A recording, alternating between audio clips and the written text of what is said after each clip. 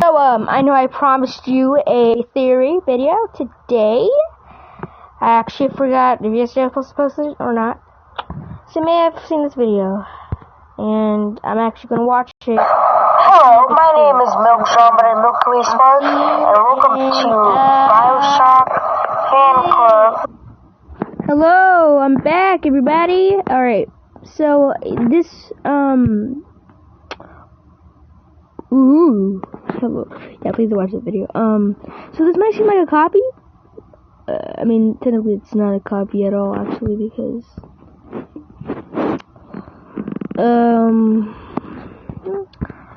anyway, so this theory is Booker Songbird, and yes, by the Bioshock Club. And, yeah, I like, I mean, you know, it's still pretty good. Hey, I'm Talon, and this is Rumpus, and I'm going to Why the freak would I want to learn about? show you how to start an online t-shirt business. Shut Let's up, go. shut up, shut First, up. go to Shopify. Okay.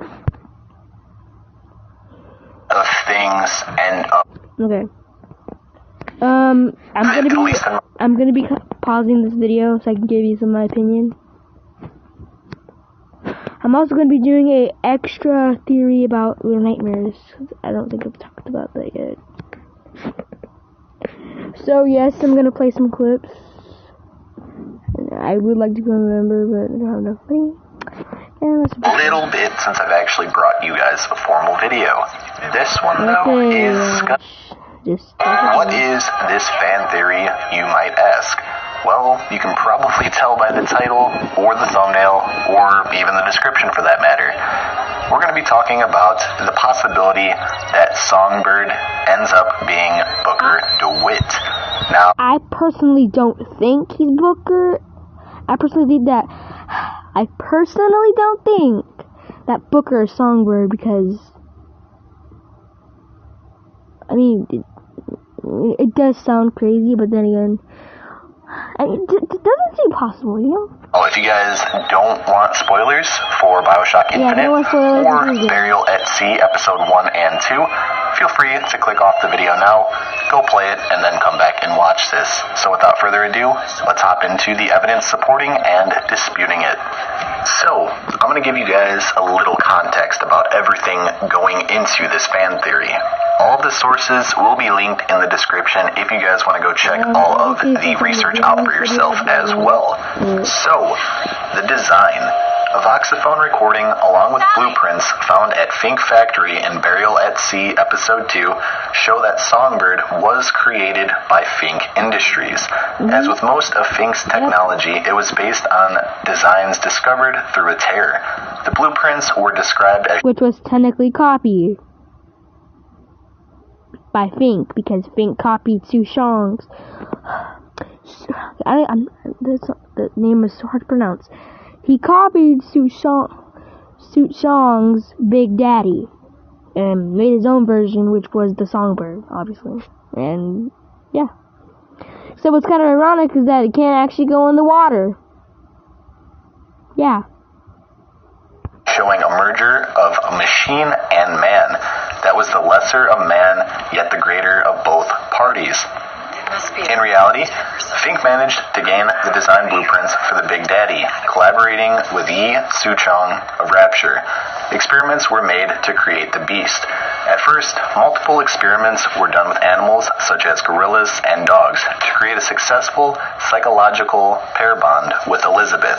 In the end, a crude prototype was assembled, connected to a breather. Attempts to psychologically indoctrinate the prototype were not enough, so Fink and his men left it abandoned at his old laboratory, which you can see in episode 2 of Burial at Sea. Songbird escaped the laboratory and accidentally crashed into Elizabeth's tower, forcing Elizabeth to repair its breather. This created a successful pair bond between the beast and Elizabeth, and it would protect her fiercely. On the other hand, Su-chong erroneously believed that DNA, in particular a hair sample, was the cause of the pair bond and attempted multiple times to figure out how to replicate the song's pair bond with its own Big Daddy prototypes. So, which she was technically wrong. That wasn't the reason why. The real reason why was actually because Well, I mean, you know, Elizabeth is really lovable, I guess. And really easy to be your companion. Burial at Sea episode 2, we find out that Songbird is both man and machine. Well, what does Booker DeWitt have to do with this? Why do people think that Songbird could actually be Booker DeWitt, or more so, an alternate version of Booker DeWitt? Maybe one that didn't sell Anna and got brought to Columbia to be very protective of his daughter. Who knows? It's like a real... So now... That's one problem. That doesn't make any sense. Okay, if he never sold Anna, then why would he go back? And also, I mean, why would he want to be protective over his daughter if Anna never got taken? And also, how did he get to Columbia even though he's not from that universe? I don't think it's possible, but that doesn't make any sense. If he never sold Anna, then there's no reason. Why would he want? Okay, I just let him talk and explain more. Let's get into the supporting evidence of this fan theory. So one thing that I personally noticed that the fan theory didn't really pick up on was the fact that Elizabeth comes across a note that explains what oxytocin is, and I will play that clip for you right now.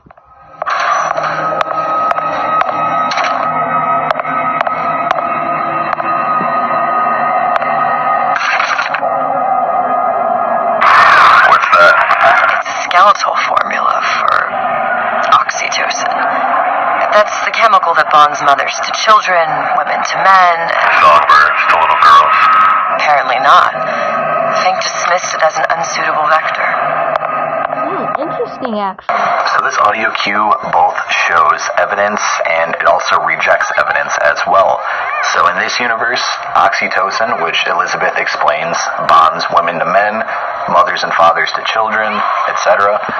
It didn't work for Songbird. Perhaps in another universe, it did. So I thought that was pretty cool as well. Now, the second one is that the person in Songbird, since we found out that it was half man, half machine, what would they use, or who would they use more specifically, to try to imprint with Elizabeth or Anna? Are you going to use some random person in Columbia to try to get her to imprint to? No, you're not going to do that. Realistically, you're going to use the closest DNA match to her, and obviously, that's going to be a parent. Booker DeWitt says in the main game that his wife died, or his girlfriend, fiance, whatever it may be. Basically. Okay. But why?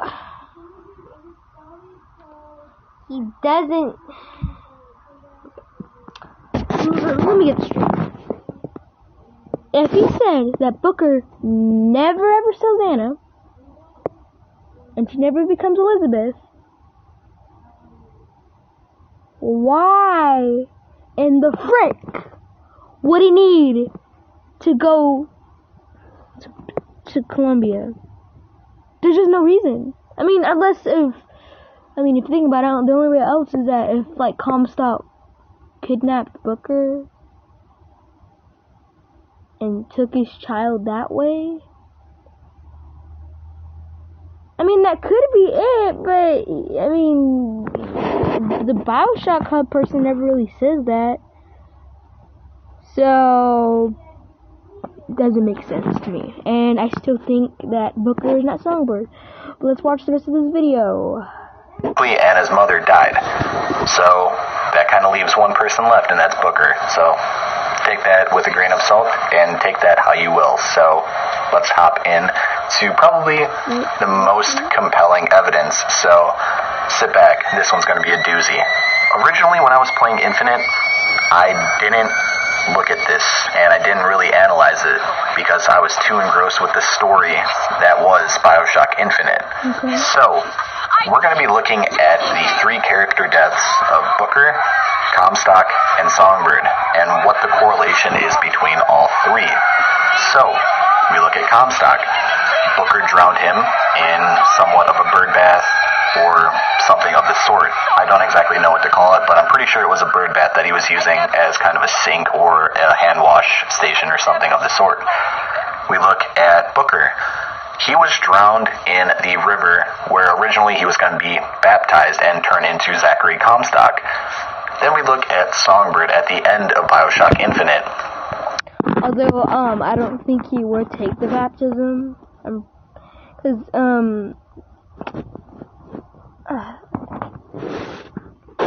why the frick would he already knows that if he takes the baptism, he's gonna turn into Comstock.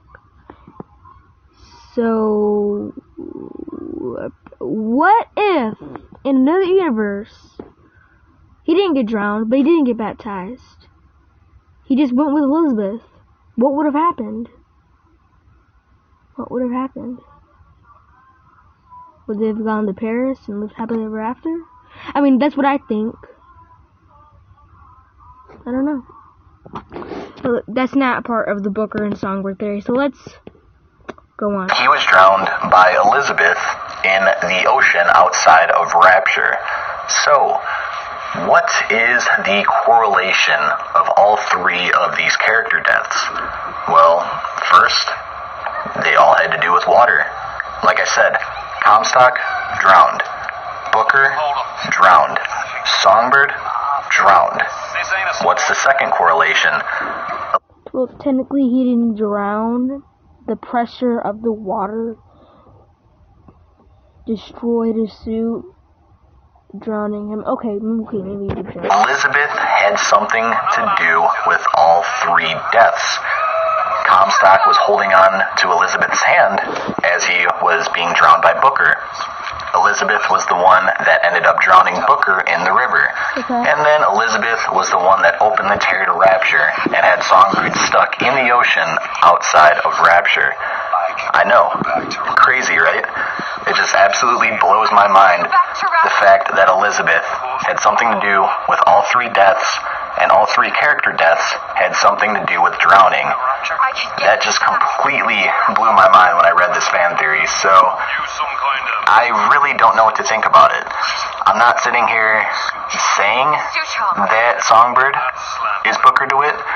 It's just a lot of things end up supporting it with little to no evidence actually rejecting that idea. So, with that being said, let me know what you guys think down in the comment section below. I mean, I don't think he's Songbird because it doesn't really make sense. If he never solved Anna, then why would he need to go back? Doesn't make sense. So, this theory, to me, is a... I mean, I like it, but it's not. I don't really think that he's Songbird at all. So, I guess peace out. Bye bye.